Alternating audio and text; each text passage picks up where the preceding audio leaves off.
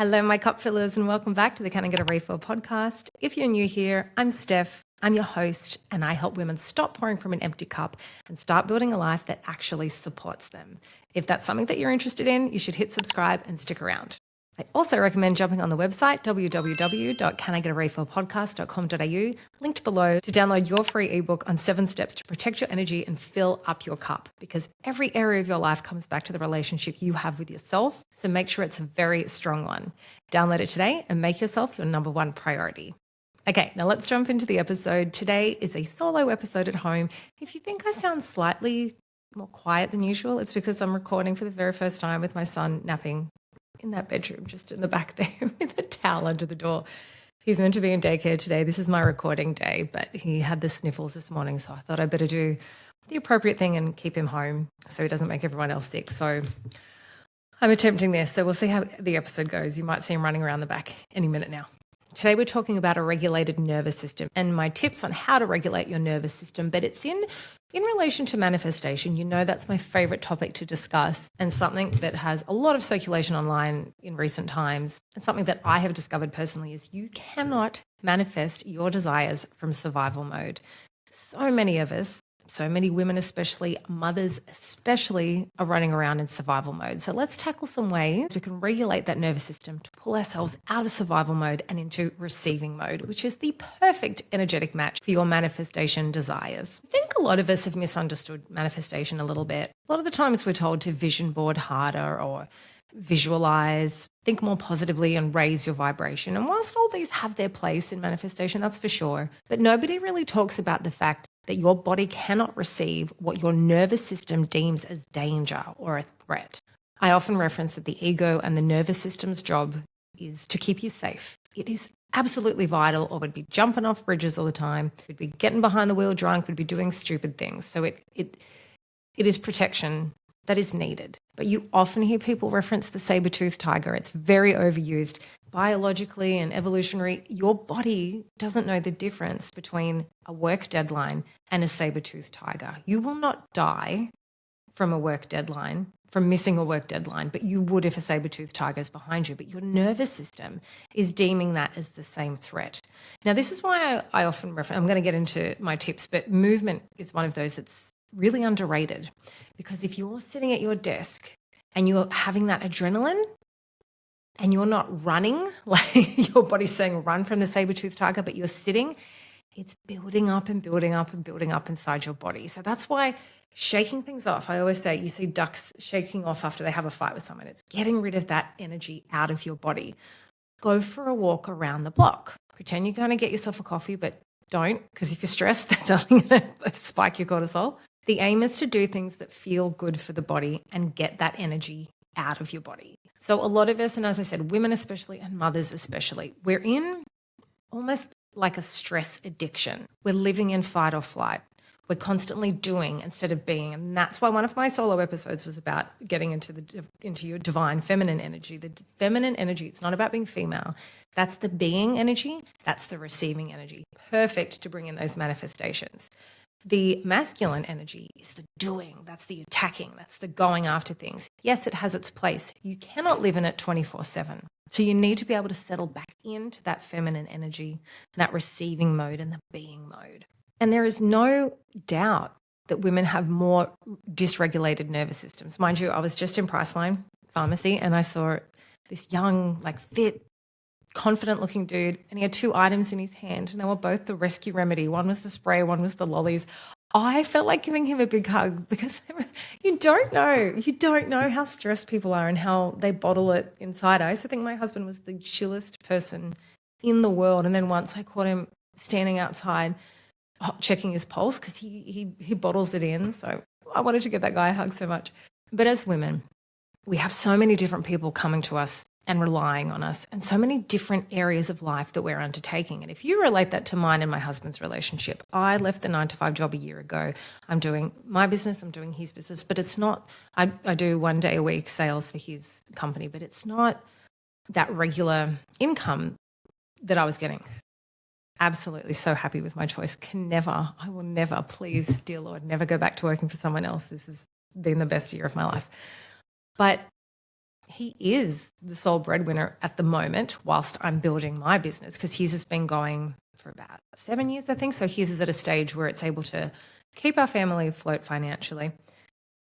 And he is out all the time. His phone buzzes all the time. I don't know how he does it. He'll advertise a job and 90 people have applied for it. He's got no HR. He's doing all of that. He is the go-to for everything.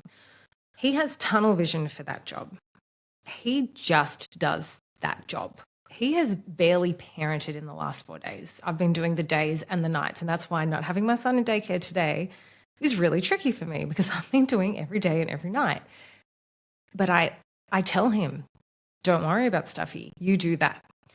So you got to think, that leaves for the woman all the housework, and with a kid, it is multiple loads of laundry. It is dishes.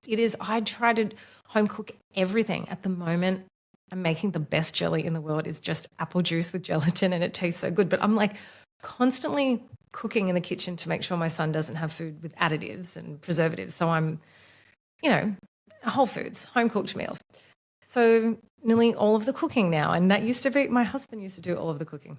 Tidying the house with a toddler, you are tidying 24/7.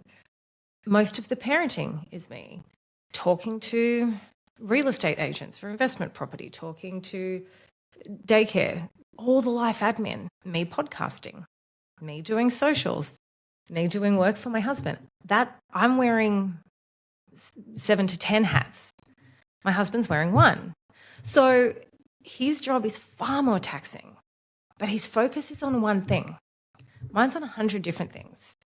My nervous system is constantly getting dysregulated until I pull it back into focus. Women absolutely, as a whole, have more on their plate. So it's absolutely no wonder the dysregulated nervous systems is spoken about more in the female community. What I have found with survival mode is that it blocks clarity. It 100% blocks creativity. It blocks intuition and aligned action.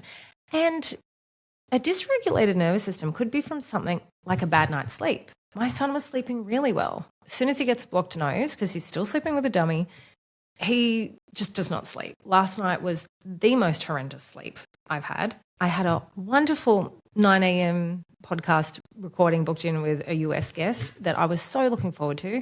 Had to cancel it, not only because I probably had about 3 hours sleep, but also because I had to keep my son home because he couldn't go to daycare. And he's awake at that time, and there's no way I can record during that time. So I felt anxious today. I haven't felt anxious in so long. But a lack of sleep is causing a dysregulated nervous system. But there's also that element of having grace with yourself and knowing you haven't failed. You didn't do something wrong. I didn't do a poor night routine and a poor morning routine. This is circumstantial. I am a mum of a toddler. This stuff's going to arise. So having that compassion and grace with yourself is really, really vital. And then reaching out. So, if your child's having a regular bad sleep, can you talk to Tricilian or a sleep consultant? If your child's not in daycare but they're of that age, can you talk to the government, figure out what your rebate might be to make it more affordable? Then look at what daycare centres in your area are available. If you just need a moment. I said to my neighbour the other day, hey, your son's so great with me. You need some time to go get your nails done, your hair done. Let me know. I can take him. She's like, yeah, likewise. I said, yes, great. My husband and I want to go to a movie. And she's like, bring him over. And if I'm really struggling, she's literally in the same building. Kids are about a year apart. We get on so great. I am going to reach out and say, I need to lay on my floor into a yoga nidra. Can you take Leo for a minute? I'm going to do it. She would be delighted to. The kids will get on well. She doesn't have to do anything because they'll play with each other. But the blocking of clarity and creativity is so spot on. It's like, I always feel like every little bit of energy you're using is just to survive. So how can you have spare energy to think of something creative? You cannot. You cannot do it with a poor sleep. And you can't do it if you're in toxic relationships, whether that be with work, colleagues, family, friends. If you're in the midst of something like that, it's like all your energy is going to projecting that bad energy coming at you. I can't create in that. I don't know about you. I cannot create in that. I have had my most creative, most abundant and joyous year this year because I've removed the things that were absolutely blocking me. Aside from the lack of sleep, that's just the season of life I'm in. I did a wonderful episode that I think will come out after this with a finance expert, Caitlin Barth, who, oh my God, one of my favorite interviews I've recorded. She was just a dream. And she referenced in relation to finances, so the dysregulated nervous system comes up in every area. I can't say it verbatim, but she said something like, and I said, can I steal that for my solo episode? She said, absolutely. She doesn't gatekeep. Dysregulated nervous system thinks only in terms of the imminent, the now, because it's surviving. That's what survival is. All your energy goes into that. And a regulated nervous system thinks in terms of the future, something like that. When you hear the episode, you'll hear exactly how she said it. That clicked such a light bulb for me because when I am in survival, I can't make plans. I can't think about planning my son's birthday party or doing anything because I'm just trying to get through what I'm getting through. You are too valuable, beautiful, talented, and important to live a life where you're just trying to make it through. That's fucked. Don't do it. Don't allow that for yourself. Expect more. Demand more. Remember that your energetic field becomes polluted when your body is chronically stressed. So let's touch on what a dysregulated nervous system looks like day to day. So doom scrolling is probably your number one. So you have the power. Look, there's been a lot of things come up this week. There's been helicopter crashes, shark attacks. There's always going to be things in the world that are tragic, but you don't need to know about them all the time. Your body wasn't wired to consume all of that all the time, and that's why you feel different from the 90s. Yes, the music was better. Yes, the TV and movies were way better. Fashion was fun. The difference was that you weren't exposed to all forms of entertainment and media and news 24/7.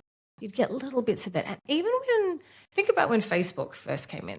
I remember going on my laptop in the morning. I'd eat my cereal, look at it, then I'd look at Lady Gaga music videos on YouTube, then I'd go to work. Then I wouldn't look at it until the night. You're looking at it all day. You're looking at it all day now. I don't know about you, but every time you go to the toilet, every time you stop, every time you're waiting for the microwave, your bus, your train, your body wasn't wired for that. It's too much. It's overkill, and that's why you feel overwhelmed. It can look really different for lots of people. It can look like fight, flight, or freeze, depending on what the circumstance is. It can look like complete shutdown if you're so chronically stressed and burnt out. Have you ever had that time where you just fall backwards on your bed and stare at the ceiling and you can't even watch TV? That you are so burnt out at that point. I often reference to even when you've had a day at work and you drive home and you don't go up and you don't even play music, you just sit in the car because you just need a moment. That's burnout. That is burnout. Hyperindependence can be a sign of a dysregulated nervous system. So we often talk about the village and the community. You don't have to feel like you've failed by reaching out for help. That's why we are here together. We're meant to lean on each other. I think perhaps it's very glorified, the superwoman image. You are phenomenal, but we are human and we can't do it all of the time. Even computers reboot, restart, shut down. So reach out when you need help. For some people, emotional numbness is a sign of a dysregulated nervous system. It's sort of that in line with that shutting down, really, or not being able to connect with people or staring at your phone rather than communicating with those around you. It's a survival mechanism. Inability to rest comes up so much with my guests and how we're all, high-performing, high-achieving women. And the go, go, go, do, it's just become that normal comfort state that when we stop, it's really hard. It can feel really uncomfortable, but it shouldn't. That's the norm for the body. Overthinking is huge. You hear a lot too about, especially women with perimenopause, you get that insomnia with that flush of cortisol around between 1 and 3 a.m., I think it is. The overthinking can keep you up at night. The overthinking is what drains you. And that's why we talk about mental fatigue a lot with women, because we're the planners and men aren't planning ahead of so-and-so's birthday party. I've got to get that present. I've got to buy the gift bag. I've got to buy the card. I've got to RSVP to the invitation. They're throwing on their pants and getting in the car and showing up. We're doing all of that. feeling wired but exhausted, that wired and tired feeling. Even my husband and I said that the last few days. We're feeling wired but tired, and it's because we're waiting for our son to wake up and cry. It's just, it's been tough. The sleep thing has affected it a lot. So if you're not getting that quality sleep, you're definitely wired and tired. And, you always have the hardest sleeps when you have a lot to do the next day because you're thinking, I got to get up and do this. When you have nothing on the next day, or if you're on holidays and you're just going to lay on the beach the next day, you fall asleep with ease, always. So I want to talk about the concept of the window of tolerance. There's an optimal emotional zone where we can think clearly, process emotions, and respond calmly to life. Outside that window is hyperarousal, which can look like anxiousness, reactivity, and overwhelm. It can also look like hypoarousal, which is numbness, feeling disconnected, and shutting down. The window of tolerance concept comes from psychiatrist Dr. Dan Siegel and is commonly used alongside the polyvagal theory. Dr. Stephen Porges' polyvagal theory basically explains how your nervous system acts as an internal radar, constantly scanning for safety or threat.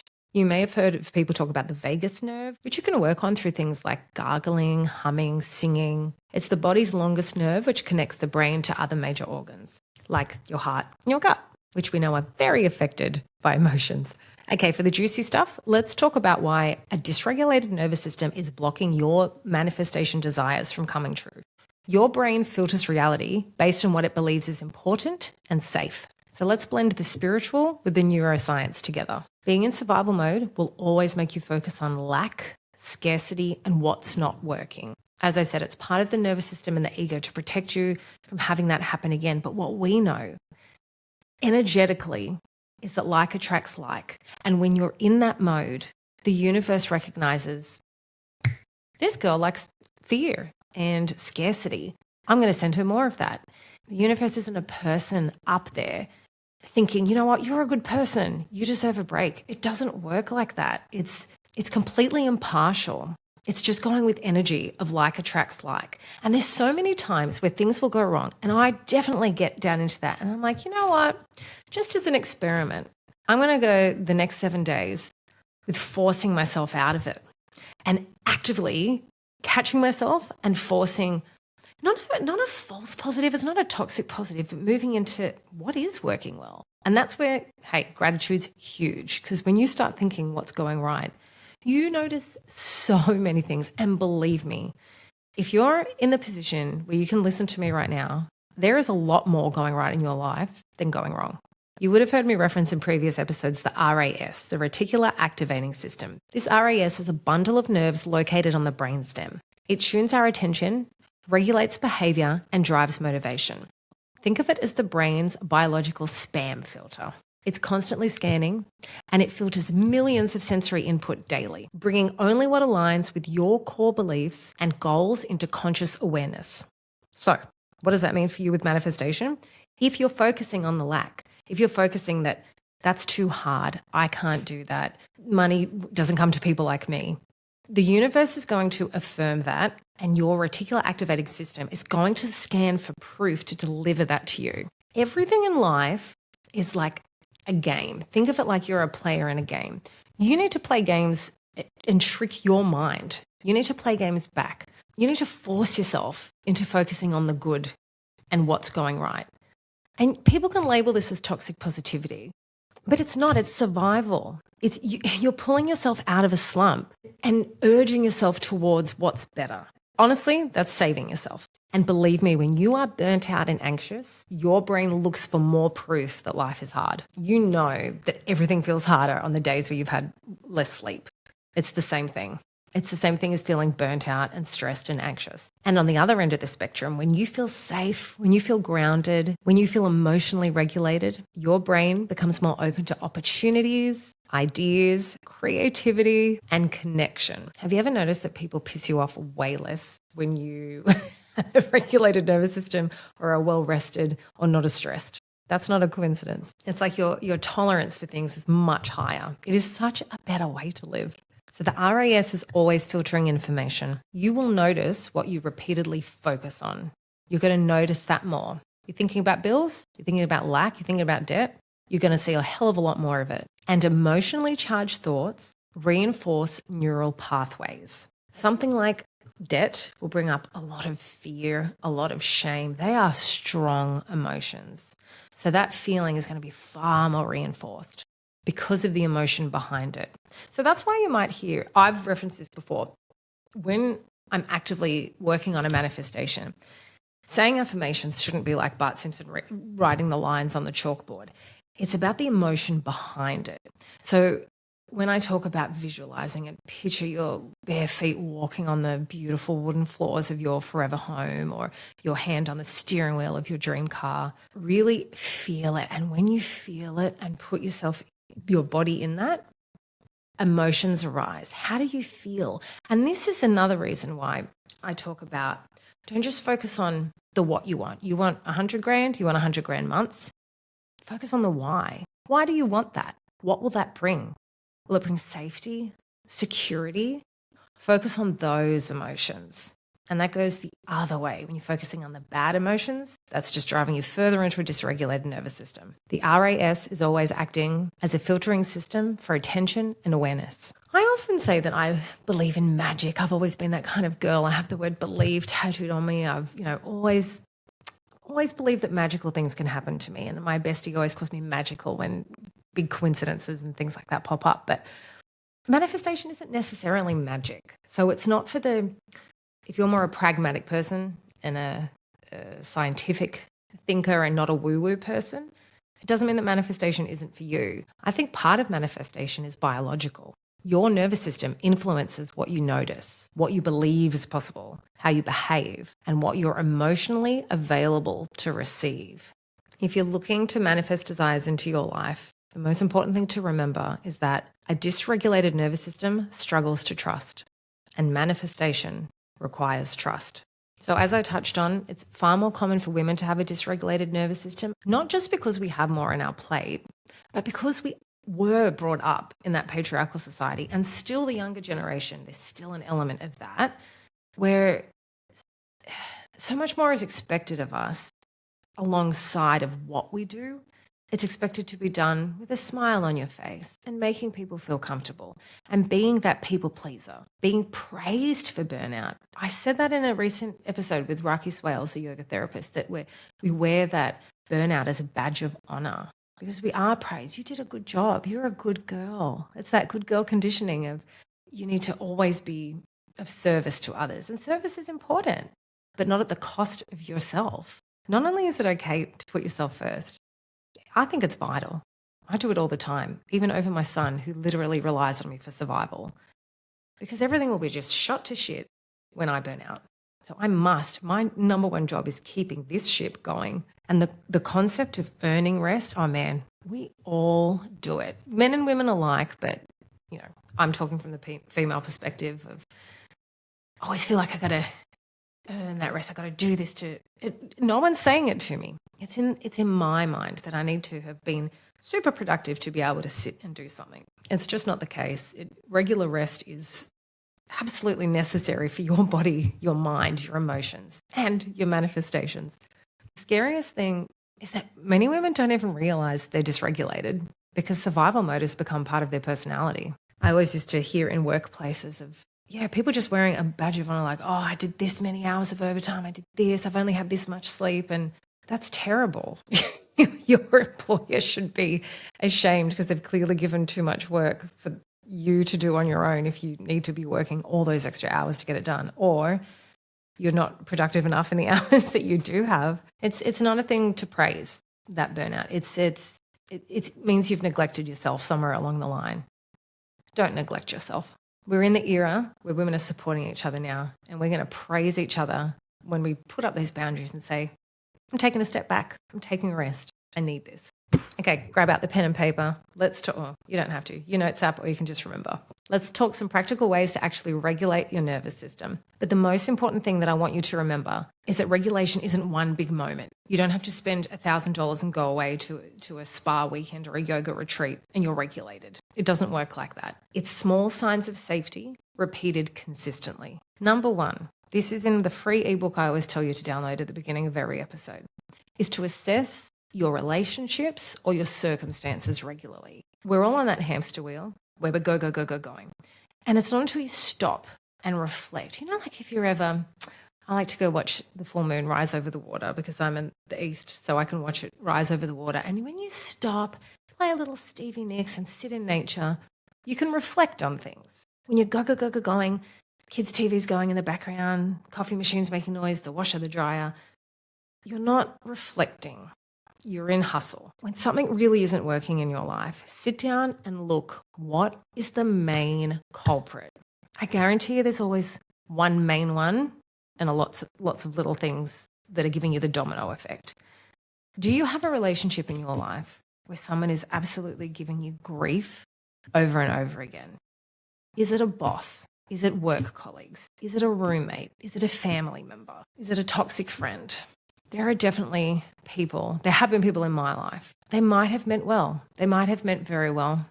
And they think they're doing things from love. And they have been killing me bit by bit by bit. Okay, sorry. For you, no time has passed, but for me, about 20 minutes has passed. Son woke up, husband came home, got him fed, changed, husband's taken him out. So I can raise my voice now and talk comfortably. Can't remember exactly the very last point I was talking about, but we are talking about assessing the relationships and the situations you're in. You can say all the affirmations you want. You can do all the yoga nidras and meditations you want. If you are around an environment that is sucking your soul and your energy, you will not succeed. And you definitely will not manifest your desires because it's not the words you're saying. It's not the pictures you put on your vision board. It's the energy that you're projecting out to the world. And that stress will impact your energy greatly. So look around your environment. What's not working?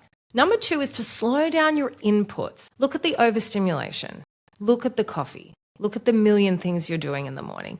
Look at the social media. Look how much you're scrolling, how much you're online. Look at the constant noise. I hate when I walk into someone's house and it's like music.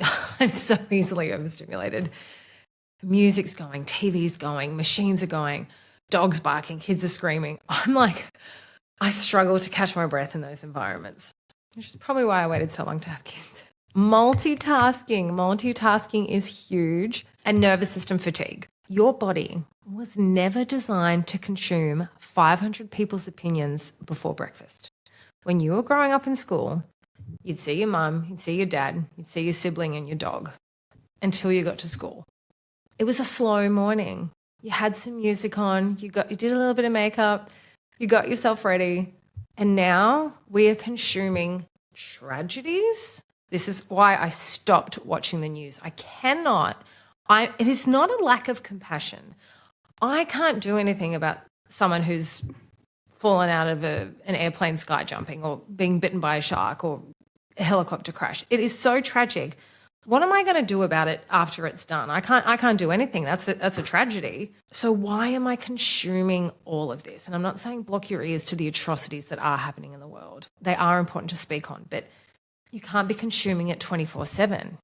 You can create yourself windows where I'm going to dedicate this time to learn what's happening in the world. Don't do it 24/7. You will burn out. You will fatigue. Think about your favorite thing that you like to eat. We like Messina gelato on the weekend. My husband likes a good pizza. I like grilled burgers, but they're pretty healthy. But think about gelato. You're having 2-3 scoops max, right? I like 3. My husband thinks 2 is plenty. I need 3 different flavors.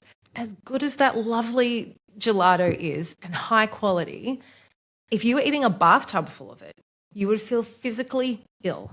What works better is small amounts once in a while. It makes you love it, it makes you crave it, and your body feels good when it receives that small amount. But if you were having a bucket full of gelato every day, you'd probably have diabetes and you'd probably be feeling really nauseous. And you would definitely not fit into your clothes. Number 3, my very favorite, is regulate the body, not just the mind. As I touched on earlier, movement, which is why we're also stressed out when we're sitting in those aeroplanes and everyone jumps up as soon as they say it's time to leave and no one can get out. Walk in nature and definitely do it at least once or twice a week without headphones. Just really look at the trees, listen to the birds. Breathwork is fantastic. You can look up techniques on YouTube for anything. I'll try and link some things in the show notes. Stretching, yoga. I do boho beautiful meditation and yoga on YouTube. 10-15 minutes, completely free. Now, cold exposure. I know a lot of people say this is good as a woman who's going through hormonal issues. For me, that's not the right thing. So infrared sauna, great. The hot cold doesn't work for me. Shaking out, I do those the sort of Chinese lymphatic drainage movements. They keep coming up on my algorithm. All these different videos, I've obviously liked one. They feel fantastic. I start them every day. I start my day every day doing those, either before a workout or if I'm doing back-to-back recordings and not podcasting, I'll do them in between, like every hour. Dancing. My son and I do dance parties in the living room in the evening, and they are fantastic. It helps him. What did they say? Was it at the library? To get the crazies out, because he has that big burst of energy after dinner. So we need to get the crazies out for him and the crazies out for me, which is really high cortisol. Singing and humming is fantastic. That's for the vagus nerve. Sunlight, especially first thing in the morning. That's kicking in your circadian rhythms. That helps you fall asleep at night. And sleep. My friends, practice that sleep hygiene an hour before bed, no screen time. Have some lavender oils. I used to put a little lavender, take a little piece of lavender plant, put it under my pillow. I like herbal things to help me sleep. I like Wonderlust, Soulful Sleep. Chemist Warehouse, not expensive. I have great sleeps on those. Magnesium, nice tea before bed. If anything's bothering you, having a little notebook next to bed and just jotting your thoughts out before bed, just getting it out of your head and onto paper, that can help. Likewise, sort of planning my day the next day, that helps me feel like it's not all in my head. I've got structure. So when I wake up, I don't have to think. I've got it written already. Beautiful meditation before bed can always work. Yoga Nidra is fantastic. There are 10 or 15-minute ones, but I find Yoga Nidra I need a little bit longer. It feels a bit rushed. And lying down and elevating your feet up the wall or on the bed head, that is really great to regulate your nervous system for a good night's sleep. Always lots of little different things you can do for sleep hygiene, but definitely prioritize your sleep. And if I want to be asleep by like 9, which I know sounds so ridiculous, but I'm a toddler mum. I used to get to sleep at 11. Going to sleep at 9 is great for me because I will wake up between 4 and 5 on a good day. So I have to start doing the night routine at 8 because it takes me a full hour because I have a real lengthy night routine. I don't like to rush because I'm tired at night. So if I need to be in bed by 9, I need to start having my shower at 8. Okay, number 4 is learning to feel safe receiving. I touched on this in my feminine energy episode. So this can be as simple as receiving compliments. I know a lot of women will be like, oh, this old thing, I got it on sale. Practice saying thank you. A compliment is a gift. They want you to have it, accept it. Receiving support, that can be very hard. If people are offering the support, they probably really want to give it to you. Say yes. If it doesn't work out, you don't have to do it the next time, but it creates a lovely community and you will enjoy that time to yourself. Receiving rest, receiving love, receiving money. It's all energetic and it's all flowing all the time. Take it. The universe is sending it to you, not that person. Say yes. That will open up the floodgates to receive so much more in your life. It's funny how a lot of people say they want abundance, but their nervous system associates receiving with danger. Then it was a real big thing when I was growing up of you never wanted to accept anything from a man because it meant you owed him something. And I get that. But again, that's that hyper independence. And I remember Sex in the City. And when you get older, you realize Samantha was very wise. And she's like, sex, money, whatever. It's they've got it. You need it, whatever. Like she was happy to say yes and receive things. And she was very independent and very successful. So yeah, I guess it depends on who it's coming from. If someone's giving you something and making you feel like you owe them, they're probably not the right person. But you're never going to receive from the universe if you're putting up a block of, I can't receive things. I used to do a lovely sort of meditation thing where I'd stroke down my neck. And it was a Louise Hay thing and say, I am open to receiving. I am removing the blocks and open to receiving. There's something about touching your throat. There's something very sensitive there. So try practicing that. That really worked for me. And again, being in the feminine is about receival. So allow yourself to receive. Number 5 is to create more stillness. Now, I often reference that when I was I will go back to it, a singer, songwriter, I always used to come up with my best ideas in the shower or on a long walk because it was the only time when there was stillness and silence. And then somewhere along the line, I got into this whole thing of constantly having shows or music or vlogs running on my phone, even in the shower. It is constant noise. And when I went to my baby moon and there was no reception whatsoever down in Gerringong, this beautiful Airbnb with cows and everything, and there was nothing and there was stillness, and I was so more regulated in my nervous system than I have ever been in my life. And we do board games and everything and cooking dinner and drinking wine, and it was so restful for the soul. But a little bit of quiet and stillness, that's where your genius comes from. That's where your creativity comes from. So it is sad when you always see people flip the phone out the second they're waiting for something, in the doctor's area. Well, that is super, super boring. But, on trains or getting their nails done. And I always used to say when I got my nails done, I would purposely not pull my phone out, not only because I was worried it would fall in that water where your feet were, but also I loved people watching. That was my time to not think, to not work, for someone to pamper me. And I would just look out the window and just people watch. It was so restful. But that's where your genius is. So don't shut that off with constant entertainment. In the stillness is where your intuition lives, your clarity, your ideas, and your creativity. So tap into it as often as you can, regularly. Try once a day. Your deepest wisdom usually doesn't scream over chaos. It's those quiet nudges. Boredom isn't the worst thing in the world, so allow yourself to be bored every now and then. So those are your 5 points. Work on them, re-listen to it or take notes, whatever you need to do. Just remember that your manifestation journey isn't about forcing. It's never about forcing. It's always about allowing. But it's definitely about becoming emotionally available for the life you say that you want. Picture the you in the future. What does she look like? How does she stand? How does she speak? How does she breathe? Because my future self is always so calm and not rushed. So what can we do now to get closer to that version of ourselves? I did a wonderful episode that today when I'm recording this, it's just gone live with Lisa Woodruff from Organize 365 about organization. And she was the loveliest person to speak to. And she said this line that plays over and over in my mind. Her husband says, "Oh, you don't judge anybody." She said, "No, I especially don't judge myself."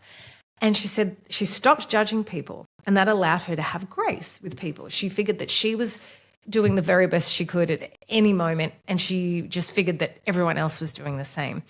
That removing judgment, but especially from yourself, will absolutely get you closer to that regulated nervous system. And like I said, I had a very different day planned for today. I got into bed early. I pictured a very decent night's sleep. I had a terrible night's sleep. I pictured waking up early. I haven't even opened my diary because I didn't want to see all the things I couldn't tick off of the meditation, the yoga, the reading, the replying to podcast emails, the recording the American Guest at 9 a.m. I didn't do any of that. But it's not my fault. I didn't fail. I didn't have a poor bedtime routine. I have a toddler. And sometimes they shake things up a little bit for you. I give myself grace, and I know that I'm doing the very best I can. And I often say that if you're running at 40% and you give things 40%, that's your 100%. I'm giving it 100% if I'm only running at 40%. And sometimes if the only thing you managed to tick off your list today was survive and exist, that's okay too. There is always tomorrow. Have compassion with yourself. Always. You're doing a really, really good job. Remember that nervous system regulation is a regular practice. It's those micro steps every day, every day. It's not one big thing. If you fall off, it's like, those diets you used to do. If you have one bad day, if you ate a Snickers, don't worry, there's always tomorrow. You can always start with lemon water in the morning. It's not going to change your whole body type by having one binge day or one failed day. And it's the same with your goals. It's the same with your practices, little micro steps leading towards the desired state. And you're not behind. You are not behind. Remove that rush, remove the comparison. So many people start so late in their life with successful ventures. So go easy on yourself. Thank you for being here today, my friends. That was a fun little episode. I enjoyed so much. If you think this will benefit someone, please share it. If you're watching on YouTube and you're not subscribed, please hit the subscribe button. If you're listening on Apple or Spotify, if you like this or any of my episodes, please follow, and you can rate and review as well if you'd like. Take some time for yourself in the next week to fill up your cup, and I look forward to catching you in the next episode.